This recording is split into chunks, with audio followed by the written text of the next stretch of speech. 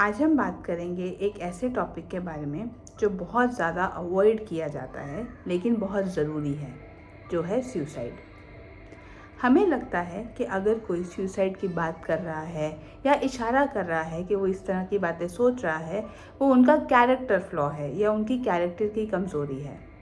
मैं डॉक्टर रूही सतीजा एक साइकाइट्रिस्ट हूँ और मैं इस बात से ये वीडियो शुरू करूँगी ये कहकर कि अगर कोई इंसान सुसाइड के बारे में बात कर रहा है, इसका मतलब है कि वो बहुत ज़्यादा इमोशनल पेन से सफ़र कर रहा है और बहुत ज़्यादा अकेला महसूस कर रहा है, क्योंकि उसे नहीं समझ में आ रहा कि इस चीज़ से बाहर कैसे निकलें। मैं अक्सर ये बात अपने पेशेंट से भी शेयर करती हूँ। जब भी कोई आकर मुझे बोलता है कि उनका मरने का मन कर रहा है या उनका सुसाइड करने का मन कर रहा है, मैं उनसे ये सवाल पूछती हूँ, ऐसे जीने का मन नहीं है या सच में मरने का मन है? और जवाब हमेशा चेंज हो जाता है। वो हमेशा ये कहते हैं कि ऐसे जीने का मन नहीं है। प्रॉब्लम ये आती है कि उन्हें पता ही नहीं है कि इन फीलिंग्स का या इन थॉट्स का हम क्या करें और इससे कैसे बाहर निकलें।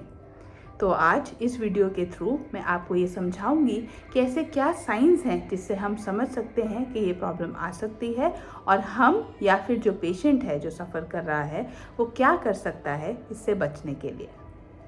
सुसाइड के साइंस हमेशा ऑब्वियस नहीं होते हैं। ऐसा नहीं है कि कोई इंसान अगर सुसाइड प्लान कर रहा है वो आकर आपसे कहेगा कि आज ये मैं प्लान करने वाला हूँ या मैं इस तरह से मरने का सोच रहा हूँ।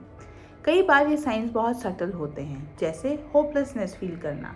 आपको लगता है कि आप फ्यूचर में कुछ नहीं कर पाएंगे या आपका फ्यूचर में कुछ अच्छा नहीं हो पाएगा, या फिर आपको डिप्रेशन फील हो रहा है, आपका मूड ठीक नहीं रहता है, आप अक्सर लो फील करते हैं, आपके स्लीप पैटर्न्स में चेंज आ जाता है, स्ट्रेस आ जाता है लाइफ के अंदर।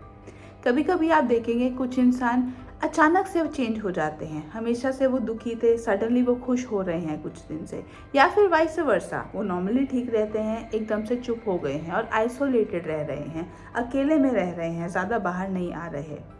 सडनली वो गुड बाइज की बातें कर रहे हैं, वो बाय बोल रहे हैं, वो अपने रिश्तेदारों से ज़्यादा फ़ोन करके कांटेक्ट कर रहे हैं क्योंकि वो कुछ दिन में ऐसा प्लान कर रहे हैं। कभी कभी ऐसी इंपॉर्टेंट डेट्स जहाँ पर आपने शायद अपने किसी लव वन को खोया हो, आपकी फैमिली में कोई डेथ हुई हो, लोग सुसाइड उन डेट्स पर प्लान करते हैं क्योंकि उनका ये बिलीफ रहता है कि अगर मैं भी उसी दिन मरूंगा शायद मैं उन लोगों से मिल पाऊँ। साइंस बहुत सटल होते हैं लेकिन हमेशा अवेलेबल होते हैं। एक ये भी मिथ है कि अगर कोई इंसान सुसाइड के बारे में बात कर रहा है तो वो करेगा नहीं, वो सिर्फ अटेंशन सीख कर रहा है। Medically it is not true, ये अटेंशन सीकिंग नहीं है, वो एक्चुअली इतना सफ़र कर रहे हैं। लेकिन मैं एक पर्सनली ओपिनियन भी देती हूँ। मान लीजिए अगर किसी को इस तरह की बात करनी पड़ रही है अटेंशन लेने के लिए, तो सोचिए वो कितना अकेला होगा और वो कितना ये महसूस करता होगा कि उसके लिए कोई नहीं है, कि उसको इस तरह की बातें करनी पड़ रही हैं just to get some attention. तो अगर आप या फिर आपका कोई जानने वाला इन चीज़ों से सफ़र कर रहा है, लेट्स वर्क ऑन इट। सबसे पहले हमें चाहिए कनेक्शन। कोई एक इंसान ढूंढिए जिससे आप बात कर सकें। ज़रूरी नहीं है कि वो प्रोफेशनल हो, आपका दोस्त, आपके पेरेंट्स, कोई रिश्तेदार जिस पर आप ट्रस्ट कर सकते हैं, उससे बात करिए। दूसरा, प्रोफेशनल हेल्प लीजिए क्योंकि इसका मेडिकल इलाज ज़रूरी है।